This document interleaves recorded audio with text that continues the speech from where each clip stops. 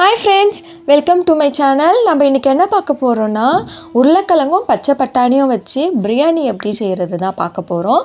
வாங்க எப்படி செய்யறதுன்னு பார்க்கலாம். அதுக்கு ஒரு கப் அளவுக்கு பாஸ்மதி அரிசி எடுத்துர்க்கேன். எடுத்து தண்ணி ஊத்தி ஒரு 20 நிமிஷம் ஊற விட்டுடலாம். இந்த அரிசி ஊறறதுக்குள்ள நம்ம தேவையான காய்கறிகள் எல்லாமே கட் பண்ணி எடுத்துக்கலாம். அதுக்கு ஃபர்ஸ்ட் 2 வெங்காயம் எடுத்துர்க்கேன். 2 வெங்காயத்தை நீல வாக்குல கட் பண்ணி எடுத்துக்கலாம்.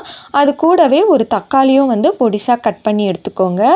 அதுக்கப்புறம் 2 பச்சை மிளகாய் அதை கீறி எடுத்துக்கலாம். அதுக்கப்புறம் 2 உருளைக்கிழங்கு எடுத்துருக்கேன். அதோட தோல்லாம் சீவிட்டு கொஞ்சம் மீடியம் சைஸில் கட் பண்ணி எடுத்துக்கலாம். அப்போ தான் பிரியாணிக்கு சூப்பராக இருக்கும்.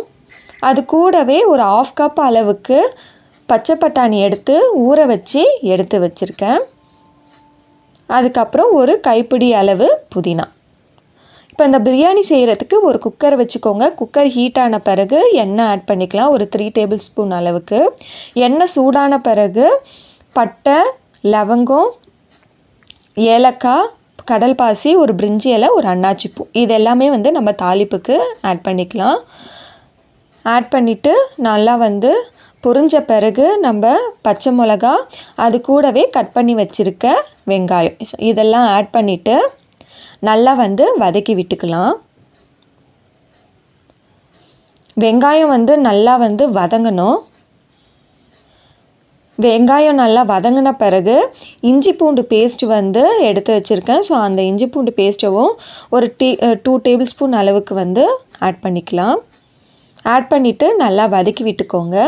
இந்த இஞ்சி பூண்டு பேஸ்ட்டோட பச்சை வாசனைலாம் போகணும். அதனால் நல்லா வதக்கி விட்டுக்கலாம். எல்லாம் நல்லா வதங்கின பிறகு கட் பண்ணி வச்சுருக்க தக்காளி அதையும் ஆட் பண்ணி வதக்கி விட்டுக்கோங்க. அது கூடவே இந்த பிரியாணிக்கு தேவையான அளவு உப்பையும் நான் இது கூடவே ஆட் பண்ணிக்கிறேன். அப்போ சீக்கிரமாக தக்காளியும் நமக்கு வெந்துடும். ஆட் பண்ணிவிட்டு நல்லா வதக்கி விட்டுக்கலாம். தக்காளி நல்லா வதங்கின பிறகு புதினா சேர்த்துக்கோங்க. புதினா சேர்த்துட்டு நல்லா வதக்கி விட்டுக்கோங்க. இது எல்லாமே நல்லா வதங்கின பிறகு நம்ம 1/2 டேபிள் ஸ்பூன் மஞ்சத்தூள், 1/2 டேபிள் ஸ்பூன் கரம் மசாலா, அதுக்கப்புறம் 1 table spoon dry chilli powder இது எல்லாமே ஆட் பண்ணிக்கலாம்.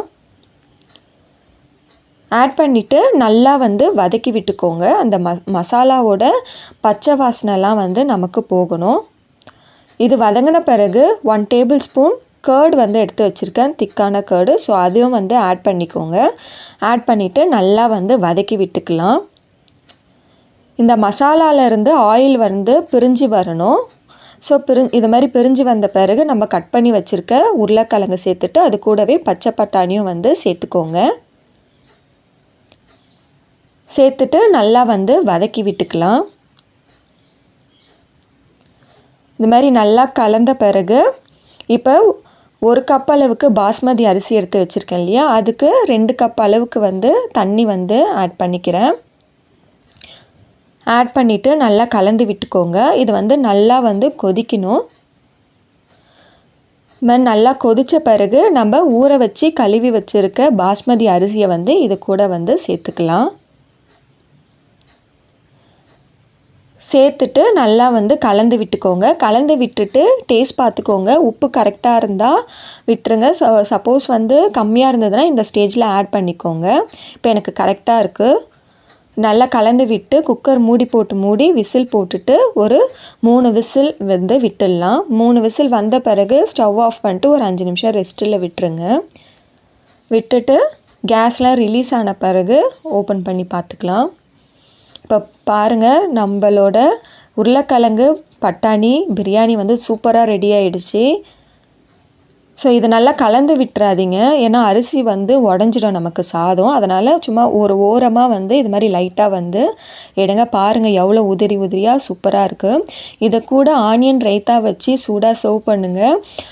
சூப்பராக இருக்கும். கண்டிப்பாக ட்ரை பண்ணி பாருங்கள். நம்மளோட உருளைக்கிழங்கு பச்சை பட்டாணி பிரியாணி ரெடி ஆகிடுச்சு. வீடியோ பிடிச்சிருந்தா மறக்காமல் லைக் பண்ணுங்கள். தேங்க்யூ.